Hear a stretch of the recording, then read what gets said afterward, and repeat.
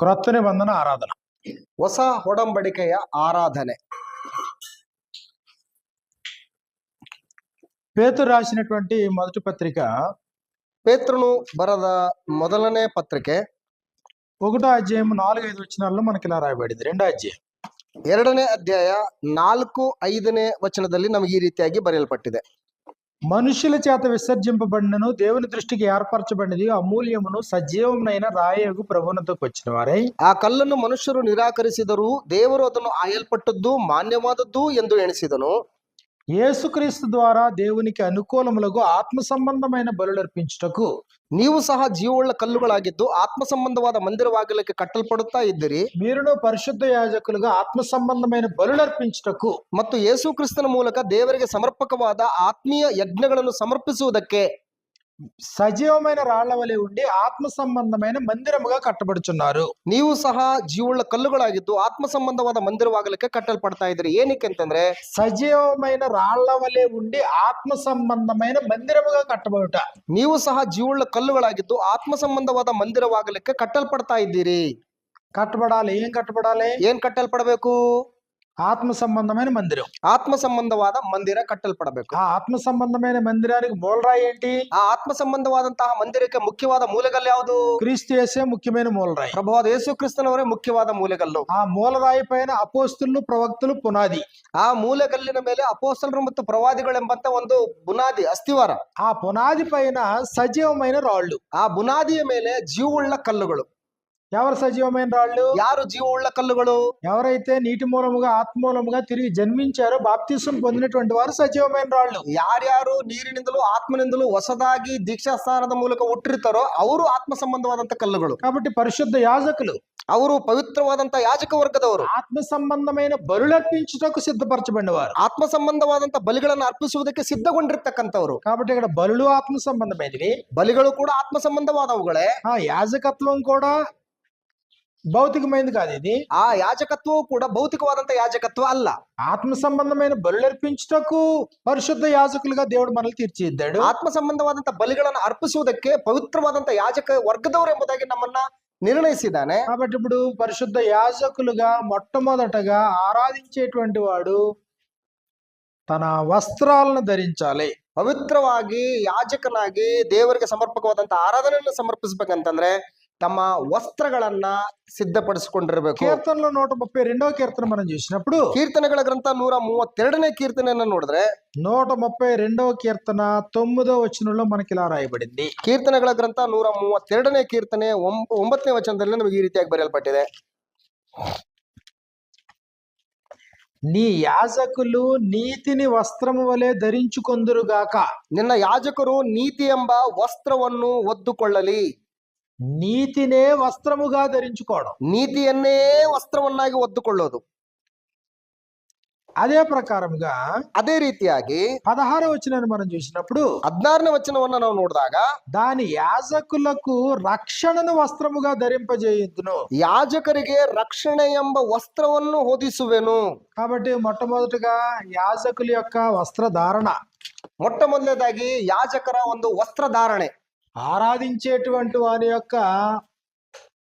వస్త్రధారణ, ಆರಾಧಿಸುವಂತವರ ಒಂದು ವಸ್ತ್ರಧಾರಣೆ ಹೇಗಿರಬೇಕು? ఏంటంట వస్త్రాలు? నీతి. ఒకటే నీతి. ಏನ ವಸ್ತ್ರಧಾರಣೆ ಅಂತಂದ್ರೆ ಒಂದನೇದಾಗಿ ನೀತಿ, నీతిని వస్త్రముగా, ನೀತಿಯನ್ನ ವಸ್ತ್ರವನ್ನಾಗಿ. 2 రక్షణను వస్త్రముగా. ಎರಡನೇದ್ದು ರಕ್ಷಣೆ ಎಂಬ ವಸ್ತ್ರವನ್ನ.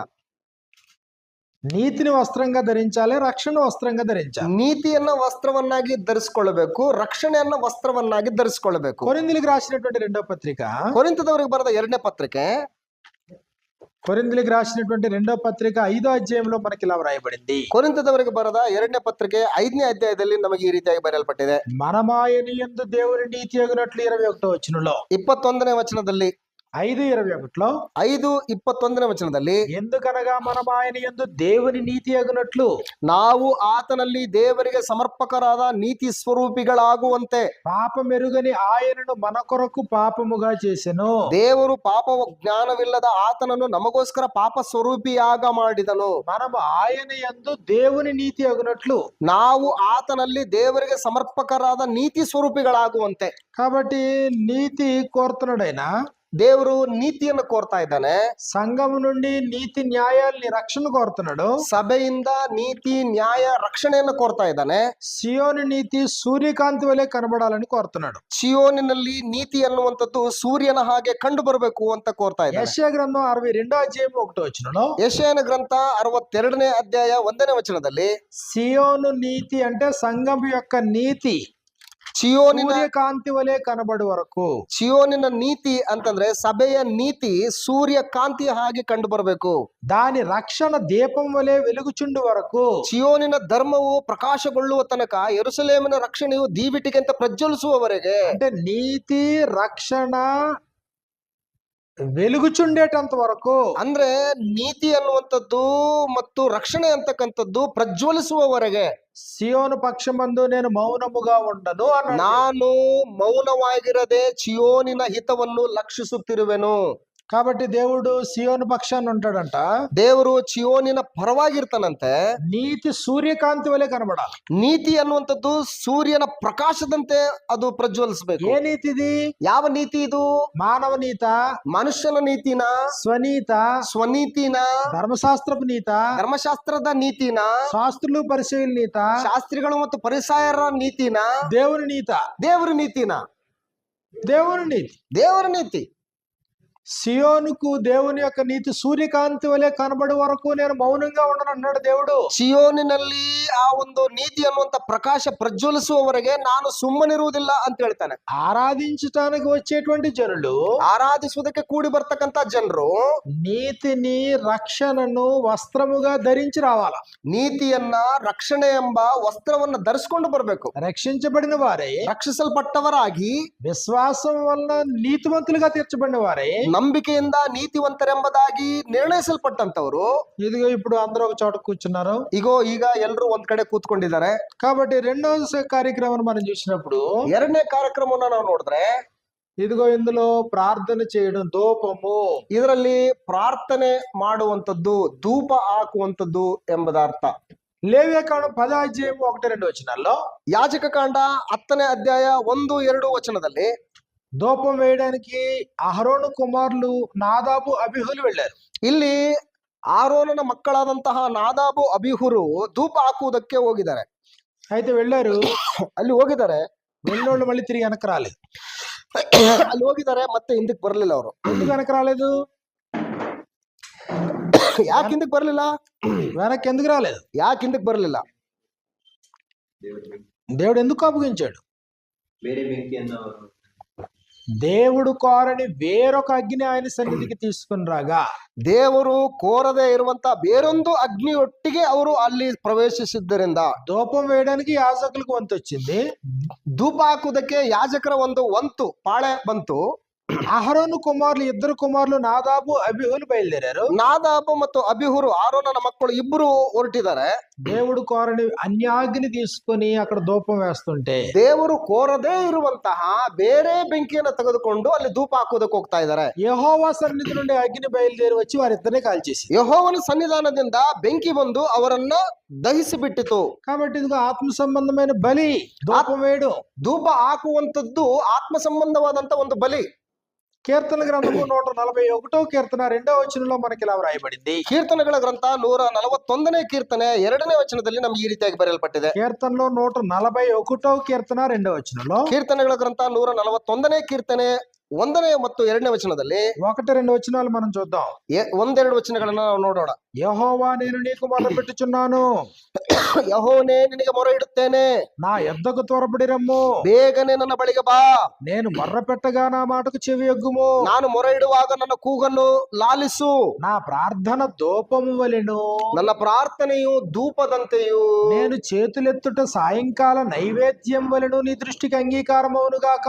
ನಾನು ಕೈ ಎತ್ತುವುದು ಸಂಧ್ಯಾ ನೈವೇದ್ಯದಂತೆಯೂ ನಿನಗೆ ಸಮರ್ಪಕವಾಗಿರ್ಲಿ. అదిగో నా ప్రార్థన ధూపము వలెను అన్నాడు. ನನ್ನ ಪ್ರಾರ್ಥನೆಯು ಧೂಪದಂತೆಯೂ ಅಂತ ಹೇಳ್ತಾ ಇದ್ದಾನೆ. నేను చేతులెత్తుట సాయంకాల నైవేద్యం వలెను నీ దృష్టికి అంగీకారమవును గాక.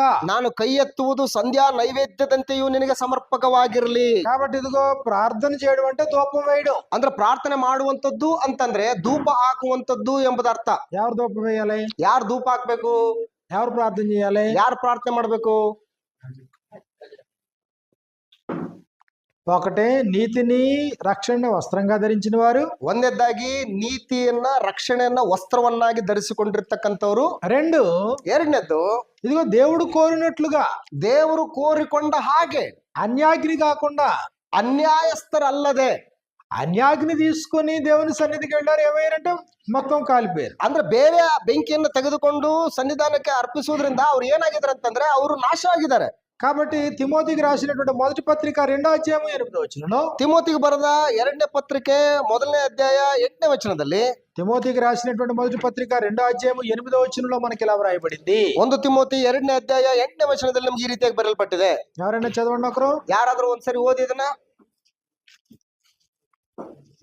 కావున పురుషులు ప్రతి స్థలమందును ಈಗಿರಲಾಗಿ కోపమును సంశయమును లేని వారై ಪುರುಷರು ಎಲ್ಲಾ ಸ್ಥಳಗಳಲ್ಲಿ ಕೋಪವು ವಾಗ್ವಾದವು ಇಲ್ಲದವರಾಗಿ పవిత్రమైన చేతులెత్తి ప్రార్థన చేయవలని కోరుచున్నాను. ಭಕ್ತಿ ಪೂರ್ವಕವಾಗಿಯೇ ಕೈಗಳನ್ನೆತ್ತಿ ಪ್ರಾರ್ಥಿಸಬೇಕೆಂದು ಅಪೇಕ್ಷಿಸುತ್ತೇನೆ. ప్రతి స్థలమందును పురుషులు కోపమును సంశయమును లేని వారై, ಪ್ರತಿ ಸ್ಥಳಗಳಲ್ಲಿ ಪುರುಷರು ಕೋಪವು ವಾಗ್ವಾದವು ಸಂಶಯವು ಇಲ್ಲದವರಾಗಿ.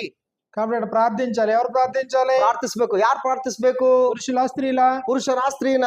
పురుషులకు అధికారం ఇచ్చాడు. ಪುರುಷರಿಗೆ ಅಧಿಕಾರ ಕೊಟ್ಟಿದ್ದಾನೆ. రెండో సంగతి, ಎರಡನೇ ವಿಷಯ, ప్రార్థించేటువంటి పురుషుడు ಪ್ರಾರ್ಥಿಸುವಂತಹ ಒಬ್ಬ ಪುರುಷ పాపమును సంశయమును లేని వారై, ಕೋಪವು ಸಂಶಯ ವಾಗ್ವಾದ ಇಲ್ಲದವನಾಗಿ. అంటే కోపం కలిగిన వాడు ప్రార్థించడానికి అర్హుడా? ಕೋಪ ಇರ್ತಕ್ಕಂತಹ ಒಬ್ಬ ವ್ಯಕ್ತಿ ಪ್ರಾರ್ಥಿಸುವುದಕ್ಕೆ ಅರ್ಹನ? అంటే కోపాన్ని ఏం చేసి ఉండాలా? ಕೋಪನ್ನ ಏನ್ ಮಾಡಿರ್ಬೇಕು? కొలస్సీలకు రాసిన పత్రికలో ಕೊಲಸ್ಸೆಯವರಿಗೆ ಬರೆದ ಪತ್ರಿಕೆ 3వ అధ్యాయం మనం చూసినప్పుడు, 3ನೇ ಅಧ್ಯಾಯನ ನಾವು ನೋಡುವಾಗ 3వ అధ్యాయం 8వ వచనం నుండి మనకి ఇలా వ్రాయబడింది. 3ನೇ ಅಧ್ಯಾಯ 8ನೇ ವಚನದಲ್ಲಿ ನಮ್ಗೆ ಈ ರೀತಿಯಾಗಿ ಬರೆಯಲ್ಪಟ್ಟಿದೆ. ఇప్పుడైతే మీరు కోపమును ఆగ్రహమును దుష్టత్వమును దోషణ మీ నోట బూతులని వీటన్నిటిని విసర్జించుడి. ಈಗಲಾದರೂ ಕ್ರೋಧ, ಕೋಪ, ಮತ್ಸರ, ದೂಷಣೆ, ಬಾಯಿಂದ ಹೊರಡುವ ದುರ್ಭಾಷೆ ಇವುಗಳನ್ನು ವಿಸರ್ಜಿಸಿ ಬಿಡ್ರಿ.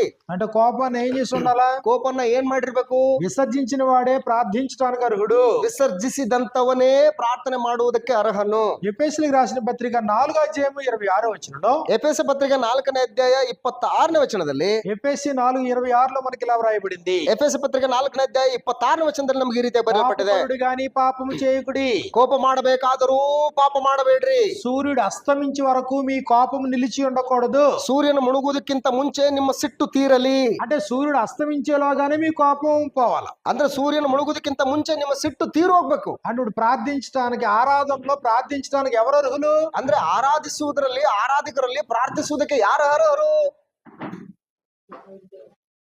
అంటున్నారా? ముగించారా? ಕೇಳ್ತಾ ಇದ್ದೀರಾ? ಮುಗಿಸ್ಬಿಡ್ಲಾ? కోపిష్టి ప్రార్థన చేయడానికి లేదు. ಅಂದ್ರೆ ಕೋಪಿಷ್ಟನು ಪ್ರಾರ್ಥನೆ ಮಾಡೋದಕ್ಕೆ ಅವಕಾಶ ಇಲ್ಲ. అంటే ప్రార్థించేవాడు కోపాన్ని విసర్జించిన వాడై ఉండాలి. ಪ್ರಾರ್ಥನೆ ಮಾಡಬೇಕಾದಂತಹ ವ್ಯಕ್ತಿ ಕೋಪವನ್ನ ವಿಸರ್ಜಿಸಿದಂತವನಾಗಿರ್ಬೇಕು. అంటే బాప్తిసం తీసుకున్న ప్రతివాడు ప్రార్థించడానికి అర్హుడా? ದೀಕ್ಷಾ ಸ್ನಾನ ತೆಗೆದುಕೊಂಡಂತ ಪ್ರತಿಯೊಬ್ಬನು ಕೂಡ ಪ್ರಾರ್ಥನೆ ಮಾಡೋದಕ್ಕೆ ಅರ್ಹನೇನಾ? కోపమును విసర్జించకపోతే నువ్వు ప్రార్థించడానికి అర్హత లేదు ఆరాధనలో. ಕೋಪವನ್ನ ವಿಸರ್ಜಿಸದೇ ಇದ್ದರೆ ಆರಾಧನೆಯಲ್ಲಿ ಪ್ರಾರ್ಥನೆ ಮಾಡೋದಕ್ಕೆ ನಿನಗೆ ಅರ್ಹತೆ ಇಲ್ಲ. కోపం ఉన్నవాడు శపింతాడు. ಅಂದ್ರೆ ಕೋಪ ಇರ್ತಕ್ಕಂಥವನು ಶಪಿಸ್ತಾನೆ. కోపం ఉన్నవాడు దుర్భాషలు మాట్లాడతాడు. ಕೋಪದಿಂದ ಇರ್ತಕ್ಕಂಥವನು ದುರ್ಭಾಷೆ ಮಾತಾಡ್ತಾನೆ. ఇతరులను తిట్టేవాడుగా ఉంటాడు. ಇತರರನ್ನ ಬೈಯುವಂತವನಾಗಿರ್ತಾನೆ. మరి ప్రార్థించడం అంటే, నీ పెదాలతో ప్రార్థించడం అంటే, దేవుని వేడుకోవడం అంటే నువ్వు తగ్గించుకున్నవాడు అయి ఉండాలి కదా. ಅಂದ್ರೆ ನಿನ್ನ ಬಾಯಿಂದ ದೇವರ ಪ್ರಾರ್ಥನೆ ಮಾಡ್ತಾ ಇದೀಯ ನೀನು ಅಂತಂದ್ರೆ ನಿನ್ನ ನೀನು ತಗ್ಗಿಸಿಕೊಂಡವನಾಗಿರ್ಬೇಕಲ್ವಾ? మత్తయి సువార్త 5వ అధ్యాయంలో మనం చూసినప్పుడు, ಮತ್ತಾನ್ ಬರೆಸುವಾರ್ತೆ 5ನೇ ಅಧ್ಯಾಯದಲ್ಲಿ ನಾವು ನೋಡುವಾಗ, నీ మీద నీ సహోదరునికి విరోధమేమైనా కలదని అక్కడ నీకు ఒకవేళ జ్ఞాపకం వస్తే, ನಿನ್ನ ಸಹೋದರನ ಮೇಲೆ ನಿನಗೇನೋ ವಿರೋಧವದೆ ಎಂದು ನಿನ್ನೆ ನೆನಪಿಗೆ ಬರುವುದಾದ್ರೆ, ఇదిగో నువ్వు ఆరాధించడానికి ఆయన సన్నిధికి వచ్చావు. ಈಗ ನೀನು ಆರಾಧಿಸುವುದಕ್ಕೆ ಆತನ ಸನ್ನಿಧಿಗೆ ಬರ್ತಾ ಇದೀಯಾ. ఆయన సన్నిధిలో ఆరాధన చేస్తూ ఉన్నప్పుడు నీ మీద నీ సహోదరునికి విరోధం ఉందనే సంగతి అక్కడ నీకు గుర్తొచ్చింది. ಆರಾಧನೆಗೆ ಬರುವಾಗ ನಿನ್ನ ಮೇಲೆ ನಿನ್ನ ಸಹೋದರನಿಗೆ ಏನೋ ಒಂದು ಅಸಮಾಧಾನ ಇದೆ ಅಂತ ನಿನ್ಗೆ ಗೊತ್ತಾಯ್ತು. మత్తయి సువార్త 5:22 నుంచి మనకి ఇలా వ్రాయబడింది. ಮತ್ತಾನ್ ಬರೆಸುವಾರ್ತೆ 5ನೇ ಅಧ್ಯಾಯ 22ನೇ ವಚನದಿಂದ ನಮಗೆ ಈ ರೀತಿಯಾಗಿ ಬರೆಯಲ್ಪಟ್ಟಿದೆ. 5వ అధ్యాయం 22వ వచనంలో, 5ನೇ ಅಧ್ಯಾಯ 22ನೇ ವಚನದಲ್ಲಿ, నేను మీతో చెప్పినది ఏమనగా అతను సహోదరుని మీద కోపపడు ప్రతివాడు విమర్శకు లోనగును. ಆದರೆ ನಾನು ನಿಮಗೆ ಹೇಳುವುದೇನೆಂದರೆ ತನ್ನ ಸಹೋದರನ ಮೇಲೆ ಸುಟ್ಟುಕೊಳ್ಳುವ ಪ್ರತಿ ಮನುಷ್ಯನು ನ್ಯಾಯ ವಿಚಾರಣೆಗೆ ಗುರಿಯಾಗುವನು. తన సహోదరుని చూచి వ్యర్థుడా అని చెప్పువాడు మహాసభకు లోనగును. ತನ್ನ ಸಹೋದರನನ್ನು ನೋಡಿ ಛೀ ನೀಚ ಅನ್ನುವವನು ನ್ಯಾಯಸಭೆ ವಿಚಾರಣೆಗೆ ಒಳಗಾಗುವನು. ద్రోహి అని చెప్పువాడు నరకాగ్నికి లోనగును. ಮೂರ್ಖ ಅನ್ನುವವನು ಅಗ್ನಿ ನರಕಕ್ಕೆ ಗುರಿಯಾಗುವನು. కావున నీవు బలిపీఠమున అర్పణములు అర్పించుండగా ಆದ ಕಾರಣ ನೀನು ನಿನ್ನ ಕಾಣಿಕೆಯನ್ನು ಯಜ್ಞವೇದಿ ಹತ್ತಿರಕ್ಕೆ ತಂದಾಗ నువ్వు ఆరాధించడానికి వచ్చావు, అర్పణలు అర్పించడానికి వచ్చావు. ನೀನು ಆರಾಧನೆ ಮಾಡೋದಕ್ಕೆ ಬರ್ತಾ ಇದೆಯಾ, ಅರ್ಪಣೆಗಳನ್ನು ಅರ್ಪಿಸೋದಕ್ಕೆ ಬರ್ತಾ కానీ ಇದೆಯಾ. నీ మీద నీ సహోదరునికి విరోధం ఉందనే సంగతి నీకు అక్కడ జ్ఞాపకం వచ్చింది. ಆದ್ರೆ ನಿನ್ನ ಮೇಲೆ ನಿನ್ನ ಸಹೋದರನಿಗೆ ಏನೋ ವಿರೋಧ ಅಂತ ಹೇಳ್ಬಿಟ್ಟು ನಿನ್ನ ನೆನಪಿಗೆ ಬಂತು. అక్కడ బలిపీఠం ఎదుటనే నీ అర్పణము విడిచిపెట్టి ಅಲ್ಲಿನೇ ಆ ಕಾಣಿಕೆಯನ್ನು ಯಜ್ಞವೇದಿಯಲ್ಲೇ ನೀನು ಬಿಟ್ಟು మొదట వెళ్ళి నీ సహోదరునితో సమాధాన పడుము. ಮೊದಲು ಹೋಗಿ ನಿನ್ನ ಸಹೋದರನೊಟ್ಟಿಗೆ ನೀನು ಸಮಾಧಾನವನ್ನು ತಂದುಕೋ. ఇప్పుడు కోపతాపాలతో వచ్చి ಆರಾಧನೆ చేస్తానంటే కుదురుతుందా? ಈಗ ಕೋಪ ತಾಪಗಳಿಂದ ಕೂಡಿ ಬಂದು ಆರಾಧನೆ ಮಾಡ್ತೀನಿ ಅಂತ ನಡೀತದ? సమాధానం లేకుండా ఆరాధనలో పాల్గొంటే కుదురుతుందా? ಸಮಾಧಾನವಿಲ್ದೇನೆ ಆರಾಧನೆಯಲ್ಲಿ ಕೂಡಿ ಬಂದ್ರೆ ಅದು ಸರಿ ಹೋಗುತ್ತಾ? ఇప్పుడు ఈ కోపంతో వచ్చి ప్రార్థన చేస్తానంటే, ಈಗ ಕೋಪದಿಂದ ಕೂಡಿ ಬಂದು ಪ್ರಾರ್ಥನೆ ಮಾಡ್ತಾ ಇದ್ದೇನಂತಂದ್ರೆ ప్రార్థించడానికి కోపంగా నెగిన వాడు అర్హుడు కాదు. ಪ್ರಾರ್ಥಿಸುವುದಕ್ಕೆ ಕೋಪದಿಂದ ಇರ್ತಕ್ಕಂತಾತನು ಅರ್ಹನಲ್ಲ. ఆరాధనకు వచ్చాడు, ಆರಾಧನೆಗೆ ಬಂದಿದ್ದಾನೆ, అంతకంటే ముందు ఇంటి దగ్గర ఇంటి పక్క వాళ్ళతో గొడవలాడాడు, దెబ్బలాడుకున్నాడు. ಆರಾಧನೆಗೆ ಬರೋಕ್ಕಿಂತ ಮುಂಚೆ ಪಕ್ಕದ ಮನೆಯವರೊಟ್ಟಿಗೆ ಒಡೆದಾಟ ಆಡಿದ್ದಾನೆ, ಜಗಳ ಆಡಿದ್ದಾನೆ. ఇప్పుడు వెంటనే అక్కడి నుంచి అది ముగించుకున్నాడు, ఇక్కడికి వచ్చాడు. ತಕ್ಷಣನೇ ಅಲ್ಲಿ ಮುಗಿಸ್ಕೊಂಡಿದ್ದಾನೆ, ಇಲ್ಲಿ ಬಂದು ಆರಾಧನೆಯಲ್ಲಿ ಪ್ರಾರ್ಥನೆ ಮಾಡ್ತಾ ಇದ್ದಾನೆ. ఇప్పుడు ఇక్కడికి వచ్చి ఇప్పుడు ప్రార్థన చేయాలి. ಇಲ್ಲಿ ಬಂದು ಇಲ್ಲಿ ಪ್ರಾರ್ಥನೆ ಮಾಡಬೇಕು. అర్హుడై ఉంటాడా? ಈಗ ಅರ್ಹನಾಗಿರ್ತಾನ? ఇంకా అక్కడ కోపం అది చల్లారలేదు, అక్కడ దాన్ని ఆపాడు, పాజిలో పెట్టాడు. ಅಂದ್ರೆ ಆ ಕೋಪ ಇನ್ನು ತಣ್ಣಗಾಗಿಲ್ಲ, ಅದನ್ನ ಹಾಗೆ ಫ್ಯೂಸ್ ಮಾಡಿದಾನೆ, ಫ್ಯೂಸ್ ಅಲ್ಲಿ ಇಟ್ಟಿದ್ದಾನೆ.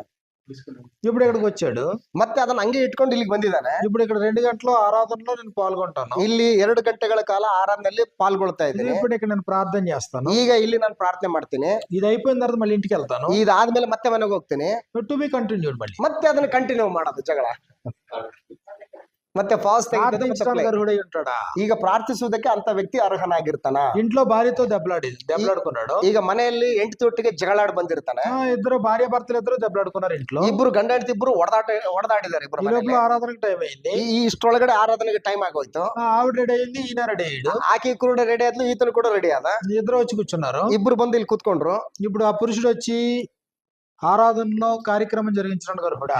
ಈಗ ಆ ಪುರುಷನ ಬಂದು ಆರಾಧನೆ ಕಾರ್ಯಕ್ರಮವನ್ನು ನಡೆಸುವುದಕ್ಕೆ ಅರ್ಹನ?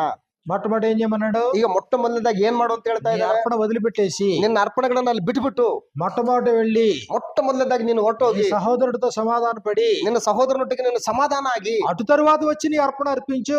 ಆಮೇಲೆ ಬಂದು ನಿನ್ನ ಅರ್ಪಣೆಗಳನ್ನ ಅರ್ಪಿಸು. మొట్టమొదటి సమాధాన పడితే తప్ప అర్పణ అర్పించడానికి లేదు. ಮೊಟ್ಟ ಮೊದಲನೇದಾಗಿ ನಿನ್ನ ಸಮಾಧಾನ ಹೊಂದಿದ್ರೆ ಮಾತ್ರನೇ ನಿನ್ನ ಅರ್ಪಣೆ ಅರ್ಪಿಸುವುದಕ್ಕೆ ಅರ್ಹ. మొట్టమొదటి సమాధానం, ಮೊಟ್ಟ ಮೊದಲನೇದಾಗಿ ಸಮಾಧಾನ, మొట్టమొదటి కోపాన్ని విసర్జించటం, ಮೊಟ್ಟ ಮೊದಲನೇದಾಗಿ ಕೋಪವನ್ನು ವಿಸರ್ಜಿಸುವಂತದ್ದು. కోపపడి ప్రతివాడు విమర్శకులోనగును. ಕೋಪ ಮಾಡುವಂತ ಪ್ರತಿಯೊಬ್ಬನು ಕೂಡ ನ್ಯಾಯ ತೀರ್ಪುಗೊಳಗಾಗ್ತಾನೆ. సహోదరుని చూచి వ్యర్థాన్ని చెప్పాడు నరకాగ్నికి లోనగునాను. ಸಹೋದರನನ್ನ ನೋಡಿ ಛೀ ನೀಚ ಅಂತಕ್ಕಂಥವನು, ಮೂರ್ಖ ಅನ್ನುವಂಥವನು ನ್ಯಾಯ ತೀರ್ಪು ಒಳಗಾಗ್ತಾನೆ. కాబట్టి పురుషులు ప్రార్థించడానికి అర్హులు. ಪುರುಷರು ಪ್ರಾರ್ಥಿಸುವುದಕ್ಕೆ ಅವರು ಅರ್ಹತೆಯನ್ನು ಹೊಂದಿದಂತವರು. ఎలాంటి పురుషులు అర్హులై ఉంటారు? ಎಂತಹ ಪುರುಷರು ಅರ್ಹತೆಯನ್ನು ಹೊಂದಿದವರಾಗಿರ್ತಾರೆ? ఒకటే కోపమును విసర్జించిన వారు, ಒಂದನೇದಾಗಿ ಕೋಪವನ್ನ ವಿಸರ್ಜಿಸಿದಂತವರು. 2 సంశయము లేని పురుషులు, ಎರಡನೇದಾಗಿ ಸಂಶಯ ಇಲ್ಲದಂತ ಪುರುಷರು, అనుమానము లేని పురుషులు, ಅನುಮಾನವಿಲ್ಲದ ಪುರುಷರು. ఎందుకంటే ಯಾಕೆಂತಂದ್ರೆ ఇప్పుడు నువ్వు ప్రార్థనలో ఎవరిని అడుగుతున్నావు? ಈಗ ಪ್ರಾರ್ಥನೆಯಲ್ಲಿ ನೀನು ಯಾರು ಬೇಡ್ಕೊಳ್ತಾ ಇದ್ಯಾ? దేవుణ్ణి అడుగుతున్నావు. ದೇವ್ರನ್ನ ಕೇಳ್ಕೊಳ್ತಾ ಇದ್ಯಾ? తండ్రి వద్దకు వచ్చేవాడు ఆయన ఉన్నాడనియు, ದೇವರ ಬಳಿಗೆ ಬರುವವನು ದೇವರು ಇದ್ದಾನೆಂಬುದಾಗಿಯೂ, తను వెదకు వారికి ఫలము దయచేవాడని నమ్మాలి కదా. ತನ್ನನ್ನು ಹುಡುಕುವವರಿಗೆ ಪ್ರತಿಫಲವನ್ನು ಕೊಡುತ್ತಾನೆಂದು ನಂಬುವುದು ಅವಶ್ಯವಲ್ಲವೇ? అంటే అసలు నీకు నమ్మకమే లేకపోతే, అనుమానం ఉంటే దేవుని మీద నువ్వు ప్రార్థన ఎలా చేస్తావు? ಇಷ್ಟಕ್ಕೂ ನಿನಗೆ ನಂಬಿಕೆನೇ ಇಲ್ಲ ಅಂತಂದ್ರೆ, ಅನುಮಾನ ಇದೆ ಅಂತಂದ್ರೆ ಇನ್ನು ಹೆಂಗ ನೀನು ಬೇಡ್ಕೊಳ್ತೀಯಾ? ఇప్పుడు ఎవరినైతే అడుగుతున్నావో వారి మీద నీకు అనుమానం ఉంటే నువ్వు ఇంకా ప్రార్థన చేయడం ఎందుకు? ನೀನು ಯಾರನ್ನ ನೀನು ಬೇಡ್ಕೊಳ್ತಾ ಇದೆಯೋ, ಪ್ರಾರ್ಥಿಸ್ತಾ ಇದೆಯೋ, ಆತನ ಮೇಲೆ ಅನುಮಾನ ಇದ್ರೆ ನೀನು ಬೇಡಿಕೊಳ್ಳುವುದರಲ್ಲಿ ಅರ್ಥ ಏನಿದೆ? హెబ్రీయులకు రాసిన పత్రిక 11వ అధ్యాయంలో, ಇಬ್ರಿಯರಿಗೆ ಬರೆದ ಪತ್ರಿಕೆ 11ನೇ ಅಧ್ಯಾಯದಲ್ಲಿ 11వ అధ్యాయము 6వ వచనంలో మనకి ఇలా వ్రాయబడింది. ಇಬ್ರಿಯರಿಗೆ ಬರೆದ ಪತ್ರಿಕೆ 11ನೇ ಅಧ್ಯಾಯ 6ನೇ ವಚನದಲ್ಲಿ ನಮಗೆ ಈ ರೀತಿಯಾಗಿ ಬರೆಯಲ್ಪಟ್ಟಿದೆ. విశ్వాసము లేకుండా దేవునికి ఇష్టడై ఉండుట అసాధ్యము. ಆದರೆ ನಂಬಿಕೆ ಇಲ್ಲದೆ ದೇವರನ್ನು ಮೆಚ್ಚಿಸುವುದು ಅಸಾಧ್ಯ. దేవుని యొద్దకు వచ్చేవాడు ದೇವರ ಬಳಿಗೆ ಬರುವವನು ఆయన ఉన్నాడనియు ದೇವರು ಇದ್ದಾನೆಂಬುದಾಗಿಯೂ తన్ను వెదకు వారికి ಮತ್ತು ತನ್ನನ್ನು ಹುಡುಕುವವರಿಗೆ ఫలము దయచేయవాడిని నమ్మవలెను కదా. ಪ್ರತಿಫಲವನ್ನು ಕೊಡುತ್ತಾನೆ ಎಂದು ನಂಬುವುದು ಅವಶ್ಯವಲ್ಲವೇ? కాబట్టి నువ్వు నమ్మాలి కదా ముందు. ಮೊದಲು ನೀನು ನಂಬಬೇಕಲ್ವಾ? అనుమానంతో నువ్వు ప్రార్థన చేస్తావా? ಅನುಮಾನದಿಂದ ನೀನು ಪ್ರಾರ್ಥನೆ ಮಾಡ್ತೀಯಾ? కాబట్టి ఒకటే కోపం ఉన్న మగోడికి అవకాశం లేదు. ಒಂದನೇದಾಗಿ ಕೋಪವಿರುವಂತಹ ಗಂಡಸಿಗೆ ದೇವರು ಅವಕಾಶನ ಕೊಡ್ತಾ ಇಲ್ಲ. రెండు అనుమానం ఉన్న పురుషుడికి ప్రార్థించడానికి అవకాశం లేదు. ಎರಡನೇದಾಗಿ ಅನುಮಾನ ಹೊಂದಿರುವಂತಹ ಪುರುಷನಿಗೆ ಪ್ರಾರ್ಥಿಸುವುದಕ್ಕೆ ಅವಕಾಶ ಕೊಡ್ತಾ ಇಲ್ಲ. కాబట్టి పురుషులు ప్రతి స్థలమందును కోపమును సంశయమును లేని వారై, ಆದ್ದರಿಂದ ಪ್ರತಿ ಪುರುಷರು ಎಲ್ಲಾ ಸ್ಥಳಗಳಲ್ಲಿ ಕೋಪವು, ವಾಗ್ವಾದವು, ಸಂಶಯವು ಇಲ್ಲದೆ ಪ್ರಾರ್ಥನೆ ಮಾಡಬೇಕು. ఒకవేళ నీలో సంశయం అనుమానం ఉంటే, ಒಂದು ವೇಳೆ ನಿಮ್ಮಲ್ಲಿ ಸಂಶಯ, ಅನುಮಾನ ಅನ್ನುವಂಥದ್ದಿದ್ರೆ అటు వాడు గాలి చేత రేపబడి ఎగురిపడి సముద్ర తరంగాన్ని పోలి ఉన్నాడు అన్నాడు యాకోబు రాసిన పత్రిక 1:6 ಯಾಕೋಬನು ಬರೆದ ಪತ್ರಿಕೆ 1ನೇ ಅಧ್ಯಾಯ 6ನೇ ವಚನದಲ್ಲಿ, యాకోబు 1:6 మనకి ఇలా వ్రాయబడింది. ಯಾಕೋಬನು ಬರೆದ ಪತ್ರಿಕೆ 1ನೇ ಅಧ್ಯಾಯ 6ನೇ ವಚನದಲ್ಲಿ, అయితే అతడు ఏమాత్రము సందేహింపక విశ్వాసముతో అడగవలెను. ಆತನು ಯಾವ ವಿಷಯದಲ್ಲೂ ಸಂದೇಹ ಪಡದೆ ಆತನು ದೇವರನ್ನು ಕೇಳಿಕೊಳ್ಳಲಿ. సందేహించువాడు గాలి చేత రేపబడి ఎగిరిపడు సముద్ర తరంగమును పోలి ఉండును. ಆ ರೀತಿ ಸಂಶಯಪಟ್ಟು ಕೇಳುವವನು ಗಾಳಿಯಿಂದ ಬಡಿಯಲ್ಪಟ್ಟ ಸಮುದ್ರದ ತೆರೆಯಂತೆ ಅಲಿಯುತ್ತಿರುವನು.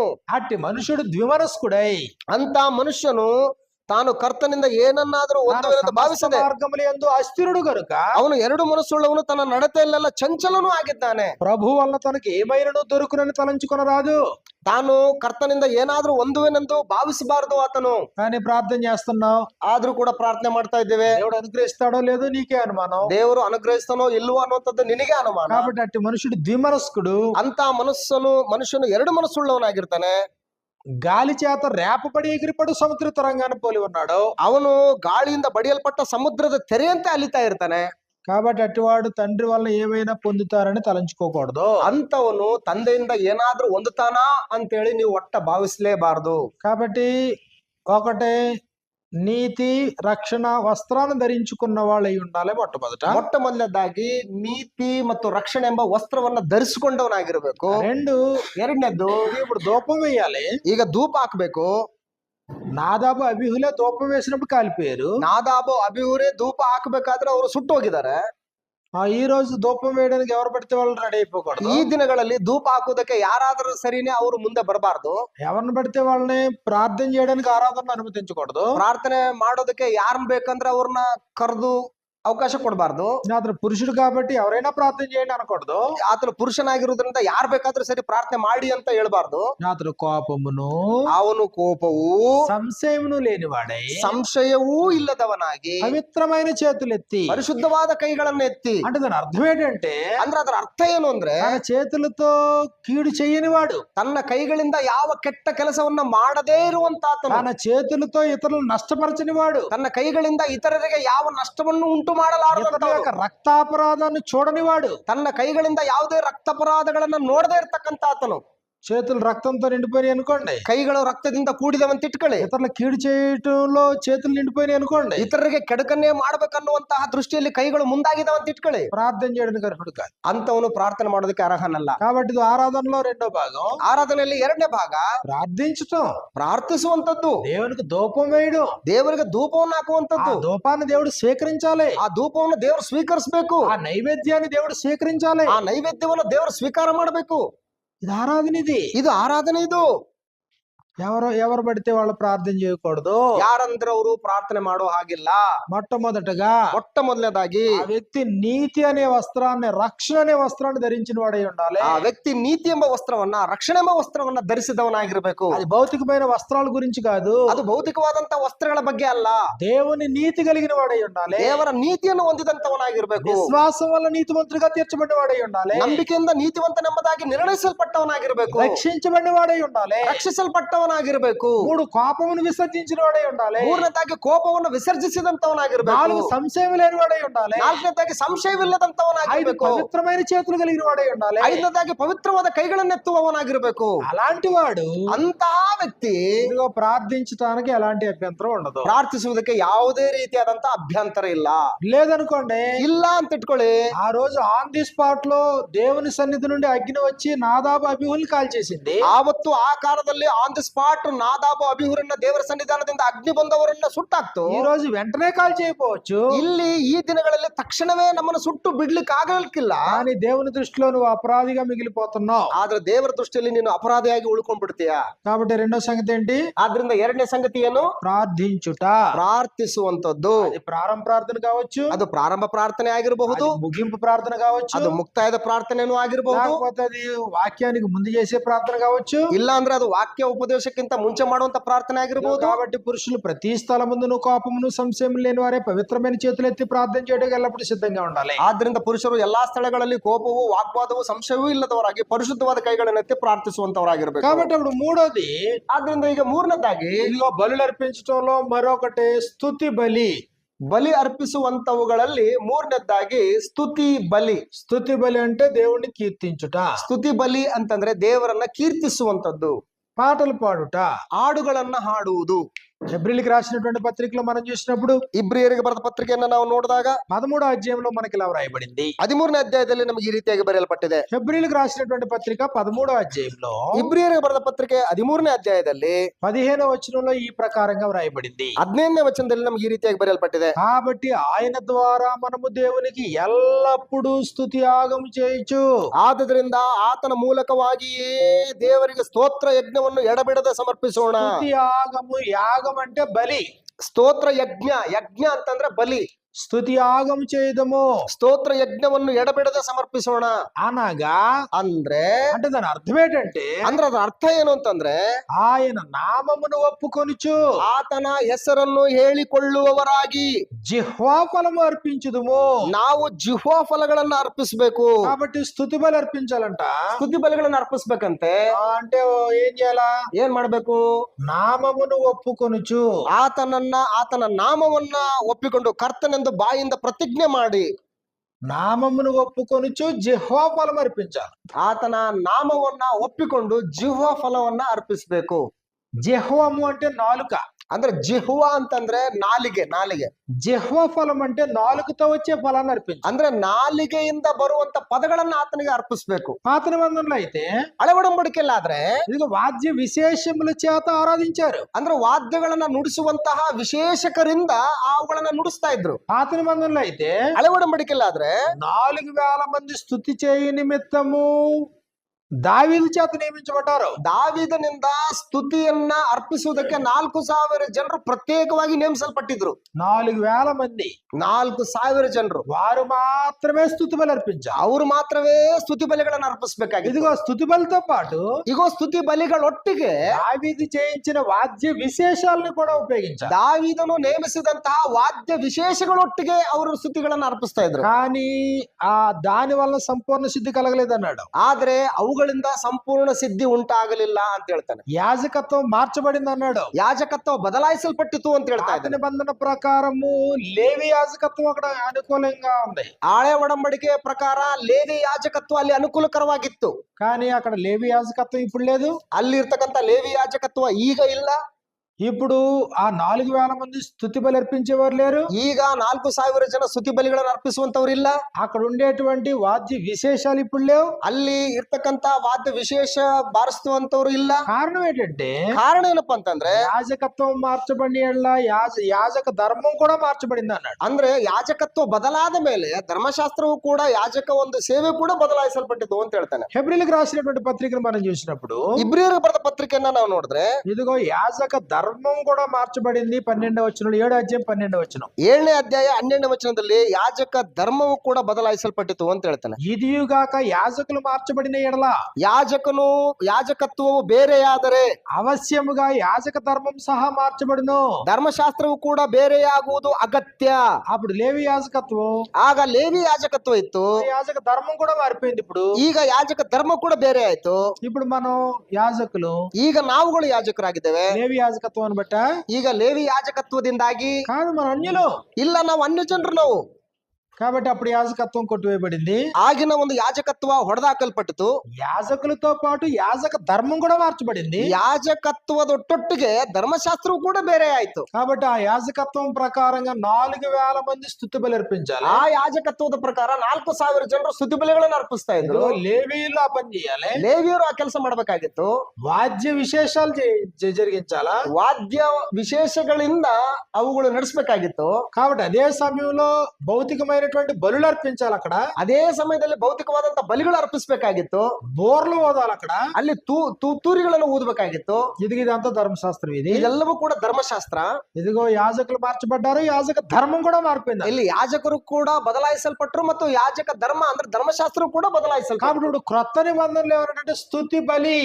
ಹೊಸ ಒಡಂಬಡಿಕೆಯಲ್ಲಿ ಸ್ತುತಿ ಬಲಿ అంటే కీర్తించుట, ಅಂದ್ರೆ కీర్ತಿಸುವಂತದ್ದು. ఆయన నామాన్ని ఒప్పుకుంటూ జెహోవాను అర్పించుట. ಕರ್ತನನ್ನ ನಾವು ಬಾಯಿಂದ ಒಪ್ಪಿಕೊಂಡು ನಾಲಿಗೆಯಿಂದ ಜೀವ ಫಲಗಳನ್ನು ಅರ್ಪಿಸಬೇಕು. ಹೃದಯ ಸಂಬಂಧమైన మీటను వీడుట ಅಂದ್ರೆ ಹೃದಯವೆಂಬ ಒಂದು ಹೃದಯವನ್ನ ನಾವು ವೀಣೆಯನ್ನ ಮೀಟುವುದ್ರ ಮುಖಾಂತರ. ఎవరు పాడాలి ఇప్పుడు కీర్తనలో? ಯಾರು ಹಾಡ್ಬೇಕು ಇವಾಗ ಕೀರ್ತನೆಗಳನ್ನ? నీతి రక్షణ అనే వస్త్రాలు ధరించుకుని అందరూ వచ్చారు. ನೀತಿ ರಕ್ಷಣೆ ಎಂಬ ವಸ್ತ್ರವನ್ನು ಒದ್ದುಕೊಂಡಿರ್ತಕ್ಕಂಥವ್ರು ಎಲ್ಲರೂ ಕೂಡಿ ಬಂದಿದ್ದಾರೆ. కాబట్టి ఇప్పుడు ఒక ఇద్దరు మనుషులు వచ్చారు, నిలబడి పాటలు నడిపిస్తున్నారు. ಅಂದ್ರೆ ಒಂದು ಇಬ್ಬರು ಮನುಷ್ಯರು ಬಂದಿದ್ದಾರೆ, ಇಲ್ಲಿ ನಿಂತ್ಕೊಂಡು ಹಾಡುಗಳೆಲ್ಲ ಅವ್ರನ್ನ ಮುನ್ನಡೆಸ್ತಾ ಇದ್ದಾರೆ. మిగిలినటువంటి వారందరూ కూడా తమ తమ వీణలు తీసుకుని వీణలు వాయిస్తా ఉన్నారు. ಉಳಿದಂತಹ ಅವರಲ್ಲಿ ತಮ್ಮ ತಮ್ಮ ವೀಣೆಗಳನ್ನ ತಗೊಂಡ್ಕೊಂಡು ಅವರು ಬಾರಿಸ್ತಾ ಇದ್ದಾರೆ. అయితే కండిషన్ ఏంటి? ಆದ್ರೆ ಕಂಡೀಷನ್ ಏನು? నామమును ఒప్పుకొనుచు యెహోవాను అర్పించటం. ಅವರು ನಾಮವನ್ನ ಒಪ್ಪಿಕೊಂಡು ಜೀವ ಫಲವನ್ನು ಅರ್ಪಿಸಬೇಕು. ఆయన నామాన్ని ఒప్పుకోవడం అంటే అర్థం ఏంటి? ಆತನ ನಾಮವನ್ನ ಒಪ್ಪಿಕೊಳ್ಳೋದು ಅಂದ್ರೆ ಅರ್ಥ ಏನು? తిమోతికి రాసిన 2వ పత్రిక 2వ అధ్యాయం 19వ వచనంలో మనకి ఇలా వ్రాయబడింది. 2 ತಿಮೋತಿ 2ನೇ ಅಧ್ಯಾಯ 19ನೇ ವಚನದಲ್ಲಿ ನಮಗೆ ಈ ರೀತಿಯಾಗಿ ಬರೆಯಲ್ಪಟ್ಟಿದೆ. 2వ తిమోతి 2:19లో 2 ತಿಮೋತಿ 2ನೇ ಅಧ್ಯಾಯ 19ನೇ ವಚನದಲ್ಲಿ, ఆయనను దేవుని యొక్క స్థిరమైన పునాది నిలకడగా ఉన్నది, ಆದರೂ ದೇವರ ಸ್ಥಿರವಾದ ಅಸ್ತಿವಾರವು ನಿಲ್ಲುತ್ತದೆ. ప్రభు తన వారిని ఎరుగునన్నది, ప్రభు నామమును ఒప్పుకొను ప్రతివాడు దుర్నీతి నుండి తొలగిపోవలెను.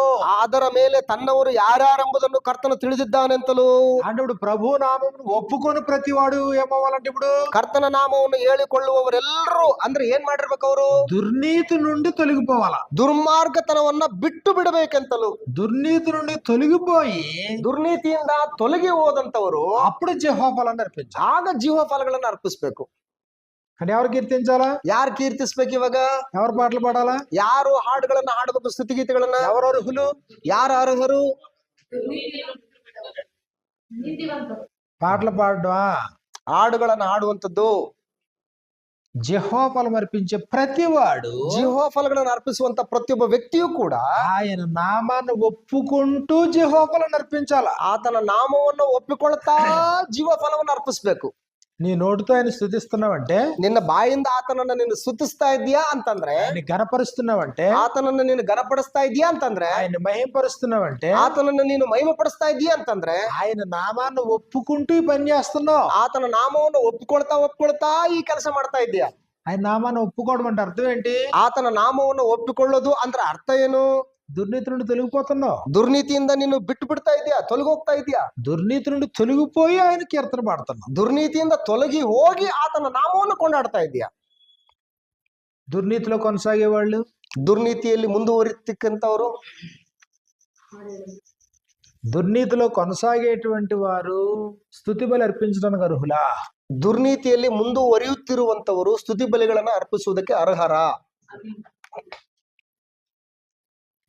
పలానా ఆయన బాగా పాట పాడతాడు కాబట్టి పలానా సింగర్ వచ్చి పాట పాడతాడు అన్నాం అనుకోండి, ಇಂಥ ವ್ಯಕ್ತಿ ತುಂಬಾ ಚೆನ್ನಾಗಿ ಹಾಡಾಡ್ತಾನ್ರಿ, ಅಂತವ್ರನ್ನ ಕರ್ಸ್ಬಿಟ್ಟು ಹಾಡಾಡ್ಸೋಣ ಅಂತ ಅಂದ್ರು ಅಂತ ಇಟ್ಕೊಳ್ಳಿ. దుర్నీతి నుండి తొలగిపోయాడా? ಆ ವ್ಯಕ್ತಿ ದುರ್ನೀತಿಯಿಂದ ತೊಲಗಿ ಹೋಗಿದಾನ?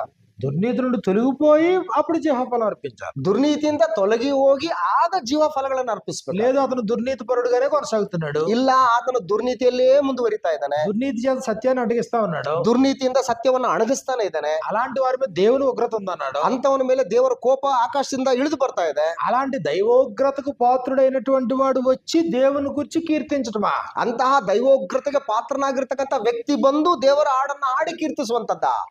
పలానా వారి వాయిస్ బాగుంటదండి, వాళ్ళు వచ్చి ఇప్పుడు పాటలు పాడాలని అన్నాం అనుకోండి, ಇಲ್ರಿ ಇಂಥವ್ರು ಒಂದು ವಾಯ್ಸ್ ತುಂಬಾ ಚೆನ್ನಾಗಿದ್ದಾರೆ ಅಂತವ್ರು ಬಂದೇ ಆಡ್ಬೇಕು ಅಂತ ಅಂದುವಂತ ಇಟ್ಕೊಳ್ಳಿ. ఓకే పాట బాగానే పాడతాడు, ಓಕೆ, ಹಾಡು ತುಂಬಾ ಚೆನ್ನಾಗಿ ಆಡ್ತಾನೆ, వాయిస్ బాగానే ఉండొచ్చు, ಆತನ ಸ್ವರ ತುಂಬಾ ಚೆನ್ನಾಗೇ ಇರಬಹುದು, దేవుని స్తుతింటున్నాడు, అది కరెక్టే. ಅದು ದೇವರನ್ನ ಸ್ತುತಿಸ್ತಾ ಇದ್ದಾನೆ ಹಾಡಿನ ಮುಖಾಂತರ, ಓಕೆ ಅದು ಕರೆಕ್ಟೇ. కానీ స్తుతి బలి ఎలా అర్పించాలన్నాడు? ಆದ್ರೆ ಸ್ತುತಿ ಬಲಿಗಳನ್ನ ಯಾವ ರೀತಿ ಅರ್ಪಿಸ್ಬೇಕಂತ ಹೇಳ್ತಾ ಇದ್ದಾನೆ? ఆయన నామమును ఒప్పుకొనుచు యెహోవా ఫలాన్ని అర్పించు. ಆತನ ನಾಮವನ್ನು ಒಪ್ಪಿಕೊಳ್ತಾ ಜೀವ ಫಲವನ್ನು ಅರ್ಪಿಸ್ಬೇಕು. ఆయన నామాన్ని ఒప్పుకోవడం అంటే దుర్నీతి నుండి తొలగిపోయి యెహోవా ఫలాన్ని అర్పించు. ಆತನ ನಾಮವನ್ನು ಒಪ್ಪಿಕೊಳ್ಳುವುದು ಅಂದ್ರೆ ಅರ್ಥ ಏನಂತಂದ್ರೆ ದುರ್ನೀತಿಯಿಂದ ತೊಲಗಿ ಹೋಗಿ ನೀತಿಯನ್ನ ನಡೆಸ್ತಾ ಆತನ ನಾಮವನ್ನು ಒಪ್ಪಿಕೊಳ್ಳುವಂತದ್ದು. అంటే దేవుణ్ణి ఆరాధనలో స్తుతించడానికి ఎవరు అర్హులు? ದೇವರ ನಾಮವನ್ನ ಸ್ತುತಿಸುವುದಕ್ಕೆ ಯಾರು ಅರ್ಹರು? అంటే ఇప్పుడు దుర్నీతి పరులు కూడా ఆరాధనలో పాల్గొవచ్చా? ದುರ್ನೀತಿ ವಂತರು ಕೂಡ ಆರಾಧನೆಯಲ್ಲಿ ಪಾಲ್ಗೊಳ್ಳಬಹುದಾ?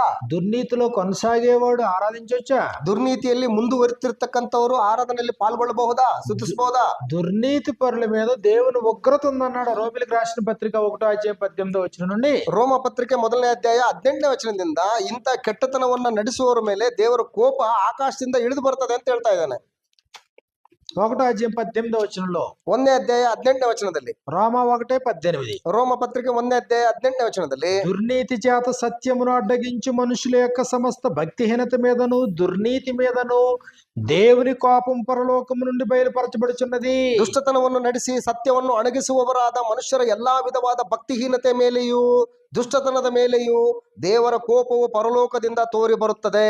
పరలోకం నుండి అంట దేవుని కోపం బయలుపరచబడుతుందంట. ಈಗ ಪರಲೋಕದಿಂದಂತೆ ದೇವರ ಕೋಪ ತೋರಿ ಬರ್ತಾ ಇದೆ ಅಂತೆ. మరి ఇప్పుడు అలాంటి దుర్నీతి పరులు ఆరాధనలో పాల్గొవచ్చా? ಅಂತ ದುಷ್ಟತವನ್ನು ನಡೆಸುವಂತಹ ವ್ಯಕ್ತಿ ಆರಾಧನೆಯಲ್ಲಿ ಪಾಲ್ಗೊಳ್ಳಬಹುದಾ? ఆరాధనలో పాల్గొనడం మాత్రమే కాదు, పాటలు పాడొచ్చా? ಆರಾಧನೆಯಲ್ಲಿ ಪಾಲ್ಗೊಳ್ಳುವುದು ಮಾತ್ರವೇ ಅಲ್ಲ, ಹಾಡುಗಳನ್ನ ಹಾಡಬಹುದಾ? అంటే ఇప్పుడు కీర్తించడానికి ముందు వాళ్ళకి ఏం అర్థం కావాలా? ಅಂದ್ರೆ కీర్తిಸುವುದಕ್ಕಿಂತ ಮೊದಲು ಅವ್ರಿಗೆ ಏನ್ ಅರ್ಥ ಆಗ್ಬೇಕು? ఆయన నామాన్ని ఒప్పుకొనుచు యెహోవా ఫలాన్ని అర్పించడమే స్తుతి బలి. ಆತನ ನಾಮವನ್ನು ಒಪ್ಪಿಕೊಳ್ಳುತ್ತಾ ಜೀವಫಲವನ್ನ ಅರ್ಪಿಸುವಂತದ್ದೇ ಸ್ತುತಿ. అది కూర్చున్న వాళ్ళైనా నిలబడి పాడేవాళ్ళైనా, ಅದು ಕೂತ್ಕೊಂಡಿರುವಂತವರೇ ಆಗಿರ್ಲಿ ಅಥವಾ ನಿಂತುಕೊಂಡು ಹಾಡನ್ನ ಹಾಡ್ತಿರ್ತಕ್ಕಂಥ ವ್ಯಕ್ತಿಯೇ ಆಗಲಿ. లేదండి మేము నడిపించట్లేదండి, మేము కూర్చుని మేము మౌనంగా పాడుతున్నామండి అన్నాం అనుకో, ಇಲ್ರಿ ನಾವು ಇಲ್ಲಿ ಕುಂತ್ಕೊಂಡು ನಡೆಸ್ತಾ ಇಲ್ಲರಿ, ನಾವು ಕುತ್ಕೊಂಡು ನಾವು ಮೌನವಾಗಿ ಬಾಯಲ್ಲಿ ಆಡ್ತಾ ಇದೀವಿ ಅಂತ ಇಟ್ಕೊಳ್ಳಿ. కూర్చుని పాడేటువంటి వారు కూడా దుర్నీతి నుండి తొలగిపోయి స్తుతి బలి అర్పించాలి. ಅಂದ್ರೆ ಕೂತ್ಕೊಂಡಿರುವಂತವರು ಕೂಡ ದುರ್ನೀತಿಯಿಂದ ತೊಲಗಿ ಹೋಗಿ ಸ್ತುತಿ ಪದಗಳನ್ನ ಆಡಬೇಕಾಗಿದೆ. నీ నోటితో దేవుణ్ణి స్తుతించాలంటే దుర్నీతి నుండి తొలగిపోయిన వాడే అర్హుడు. ನಿನ್ನ ಬಾಯಿಂದ ದೇವರನ್ನ ಸ್ತುತಿಸಬೇಕು ಅಂತಂದ್ರೆ ನಿನ್ನ ದುರ್ನೀತಿಯಿಂದ ತೊಲಗಿ ಹೋಗಿದ್ದಾಗ ಮಾತ್ರ ಅದು ಸಾಧ್ಯ. దుర్నీతిలో కొనసాగుతూ నీ నోటితో నువ్వు స్తుతించటం దేవుడు అంగీకారం కాదు. ದುರ್ನೀತಿಯಿಂದ ತೊಲಗಿ ಹೋಗದೆ ನೀನು ಹಾಗೆ ಸ್ತುತಿಸುವಂತದ್ದು ದೇವರು ಒಪ್ಪುವಂತದ್ದಲ್ಲ. ఆరాధించడానికి వచ్చాం, ಆರಾಧಿಸುವುದಕ್ಕೆ ಕೂಡಿ ಬರ್ತಾ ಇದ್ದೇವೆ. 2 3 4 10 మంది, 2 3 4 ಜನನು 10 ಜನನು, సంఖ్య ఇంపార్టెంట్ కాదు. ಇಲ್ಲಿ ಸಂಖ್ಯೆ ಇಂಪಾರ್ಟೆಂಟ್ ಅಲ್ಲ. ఎంతమంది అనేది ప్రాముఖ్యం కాదు. ಇಲ್ಲಿ ಎಷ್ಟು ಜನ ಅನ್ನುವಂಥದ್ದು ಮುಖ್ಯ ಅಲ್ಲ.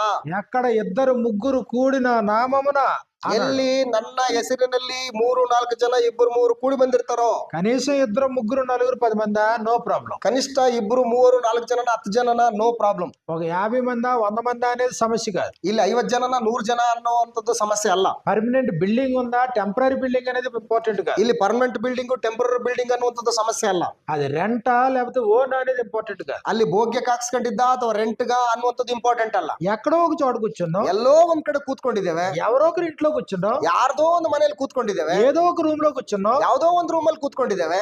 కూర్చునేటువంటి వ్యక్తులు ఇంపార్టెంట్, ಕೂತ್ಕೊಂಡಿರ್ತಕ್ಕಂಥ ವ್ಯಕ್ತಿಗಳು ಇಂಪಾರ್ಟೆಂಟ್. ఆరాధించడానికి వచ్చారు, ಆರಾಧಿಸುವುದಕ್ಕೆ ಬಂದಿದ್ದೀರಿ, ప్రభు దినాన్ని వచ్చారు, ಕರ್ತನ ದಿನದಲ್ಲಿ ಕೂಡಿ ಬಂದಿದ್ದೀರಿ, ప్రభు మృత్యుంజయుడైనటువంటి దినాన్ని వచ్చారు, ಕರ್ತನು ಸತ್ತವರೊಳಗಿಂದ ಎಬ್ಬಿಸಲ್ಪಟ್ಟಂತ ದಿನದಲ್ಲಿ ನೀವು ಕೂಡಿ ಬಂದಿದ್ದೀರಿ, ప్రభు నామాన్ని కూడుకున్నారు, ಕರ್ತನ ಹೆಸರಿನಲ್ಲಿ ಕೂಡಿ ಬಂದಿದ್ದೀರಿ, ప్రభు ద్వారా తండ్రిని ఆరాధించడానికి వచ్చారు, ಕರ್ತನ ಹೆಸರಿನ ಮುಖಾಂತರ ತಂದೆಯನ್ನು ಆರಾಧಿಸುವುದಕ್ಕೆ ಕೂಡಿ ಬಂದಿದ್ದೀರಿ, ప్రభుని జ్ఞాపకం చేసుకోవడానికి వచ్చారు, ಕರ್ತನನ್ನ ನೆನಪು ಮಾಡ್ಕೊಳ್ಳೋದಕ್ಕೆ ಕೂಡಿ ಬಂದಿದ್ದೀರಿ, ప్రభుతో పాటు ప్రభు యొక్క బలలో భుజించడానికి వచ్చారు, ಕರ್ತನೊಟ್ಟಿಗೆ ಕರ್ತನ ಭೋಜನದಲ್ಲಿ ಪಾಲು ಹೊಂದು ತಿನ್ನುವುದಕ್ಕೆ ಕುಡಿಯುವುದಕ್ಕೆ ಕೂಡಿ ಬಂದಿದ್ದೀರಿ, నోటితో స్తుతి బలి అర్పించడానికి వచ్చారు, ನಿಮ್ಮ ಬಾಯಿಂದ ಸ್ತುತಿ ಬಲಿಗಳನ್ನು ಅರ್ಪಿಸುವುದಕ್ಕೆ ಕೂಡಿ ಬಂದಿದ್ದೀರಿ. నీతి వస్త్రాలు రక్షణ వస్త్రాలు ధరించుకుని వచ్చావా? ನೀತಿ ವಸ್ತ್ರ ರಕ್ಷಣೆ ವಸ್ತ್ರನ ಧರಿಸ್ಕೊಂಡು ಬಂದಿದ್ದೀಯಾ? ప్రార్థించేటువంటి వారు కోపం సంశయం లేని వారే పవిత్రమైన చేతులెత్తి ప్రార్థిస్తున్నారా? ಪ್ರಾರ್ಥಿಸುವಂತ ವ್ಯಕ್ತಿ ಸಂಶಯವೂ ವಾಗ್ವಾದವೂ ಕೋಪವಿಲ್ಲದವನಾಗಿ ಪವಿತ್ರವಾದ ಕೈಗಳನ್ನೆತ್ತಿ ಪ್ರಾರ್ಥನೆ ಮಾಡ್ತಾ ಇದ್ದಾನ? ఇదిగో ఇప్పుడు స్తుతి బలి అర్పించడానికి ಈಗ ಸ್ತುತಿ ಬಲಿಗಳನ್ನು ಅರ್ಪಿಸೋದಕ್ಕೆ దుర్నీతి నుండి తొలగిపోయినటువంటి వారు స్తుతి బలి అర్పిస్తున్నారా? ದುರ್ನೀತಿಯಿಂದ ತೊಲಗಿ ಹೋಗಿರುವಂತವರು ಸ್ತುತಿ ಬಲಿಗಳನ್ನು ಅರ್ಪಿಸ್ತಾ ಇದ್ದಾರಾ? తమ హృదయపు ధ్యానాన్ని దేవునికి సమర్పిస్తున్నారా? ತಮ್ಮ హృదಯದ ಧ್ಯಾನವನ್ನ ದೇವರಿಗೆ ಸಮರ್ಪಿಸ್ತಾ ಇದ್ದಾರಾ? లేదు పెదాలు ఉన్నాయి కాబట్టి, పెదాలతో పాట పాడాలి కాబట్టి, రాగం బాగుంది కాబట్టి, లేకపోతే ఆ వ్యక్తి యొక్క వాయిస్ బాగుంది కాబట్టి అని పాడుతున్నారా? ಇಲ್ಲ ಹಾಡ್ ಚೆನ್ನಾಗಿದೆ, ಅದ್ರದ್ದು ಟ್ಯೂನ್ ಚೆನ್ನಾಗಿದೆ, ವ್ಯಕ್ತಿಯ ಸ್ವರ ಚೆನ್ನಾಗಿದೆ ಅಂತ ಹೇಳ್ಬಿಟ್ಟು ಆಡ್ತಾ ಇದ್ದೀರಾ? దేవుడు అంగీకరించే ఆరాధన. ದೇವರು ಅಂಗೀಕರಿಸುವಂತ ಆರಾಧನೆ ಆಗಿರೋದಿಲ್ಲ. ಆ ರೀತಿ బలులు అర్పించాలి, ಬಲಿಗಳನ್ನು ಅರ್ಪಿಸ್ಬೇಕು. బుద్ధిహీనంగా బలులు అర్పించొద్దు అన్నాడు. ಬುದ್ಧಿಹೀನತೆಯಿಂದ ಬಲಿಗಳನ್ನ ಅರ್ಪಿಸಬೇಡಿ. ప్రసంగి గ్రంథంలో మనం చూసినప్పుడు ಪ್ರಸಂಗಿ ಗ್ರಂಥವನ್ನ ನಾವು ಆಲೋಚನೆ ಮಾಡಿದ್ರೆ 5వ అధ్యాయంలో మనకి ఇలా వ్రాయబడింది. 5ನೇ ಅಧ್ಯಾಯದಲ್ಲಿ ನಮಗೆ ಈ ರೀತಿಯಾಗಿ ಬರೆಯಲ್ಪಟ್ಟಿದೆ. ప్రసంగి గ్రంథము 5వ అధ్యాయము ಪ್ರಸಂಗಿ ಗ್ರಂಥ 5ನೇ ಅಧ್ಯಾಯ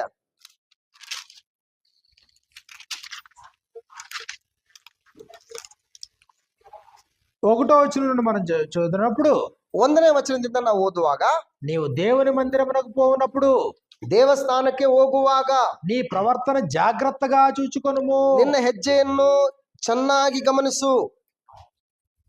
దేవుని సన్నిధికి పోయేటప్పుడు నీ ప్రవర్తన జాగ్రత్తగా చూసుకో. ದೇವರ ಸನ್ನಿಧಾನಕ್ಕೆ ಹೋಗುವಾಗ ನಿನ್ನ ನಡವಳಿಕೆಯನ್ನ ನೀನು ಚೆನ್ನಾಗಿ ನೀನು ಗುರುತಿಸ್ಕೋ. బుద్ధిహీనులు అర్పించినట్లుగా బలులు అర్పించడం కంటే, ಮೂಢರ ಹಾಗೆ ಬುದ್ಧಿಹೀನರ ಹಾಗೆ ಯಜ್ಞವನ್ನು ಅರ್ಪಿಸುವುದಕ್ಕಿಂತ, అది బుద్ధిహీనులు అర్పించినట్లుగా బలులు అర్పించొద్దు. ಮೂಢರ ಅರ್ಪಿಸುವಂತ ಯಜ್ಞದ ಹಾಗೆ ನೀನು ಯಜ್ಞನ ಅರ್ಪಿಸಬೇಡ. ఏదో బలి ఇవ్వాలి కాబట్టి బలి ఇచ్చేయొద్దు. ಏನೋ ಬಲಿಗಳನ್ನು ಕೊಡ್ಬೇಕಂತ ಹೇಳ್ಬಿಟ್ಟು ಬಲಿಗಳನ್ನು ಕೊಡುವಂತದ್ದಲ್ಲ. పాటలు పాడాలి కాబట్టి పాటలు పాడేసావు. ಏನೋ ಹಾಡಾಡ್ಬೇಕಂತಲ್ಲ.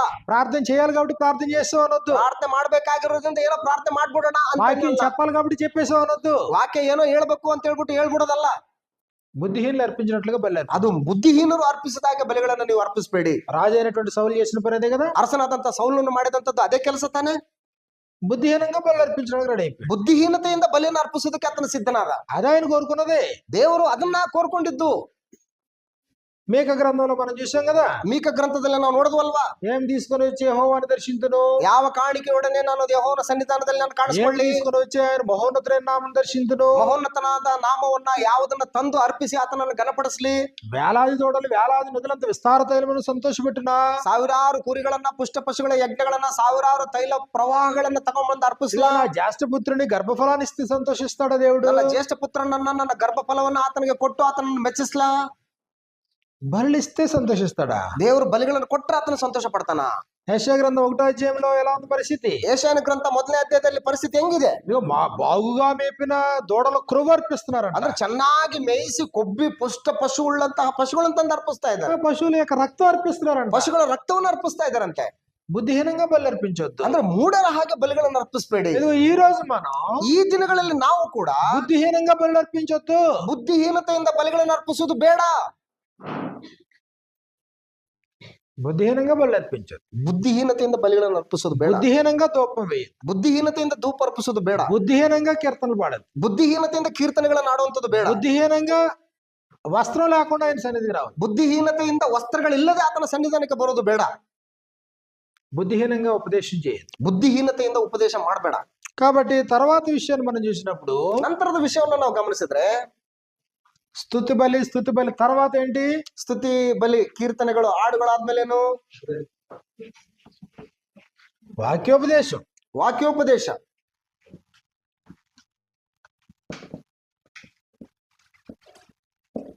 వాక్యాన్ని ఉపదేశించటం. ವಾಕ್ಯೋಪದೇಶ, ವಾಕ್ಯವನ್ನು ಉಪದೇಶಿಸುವಂಥದ್ದು.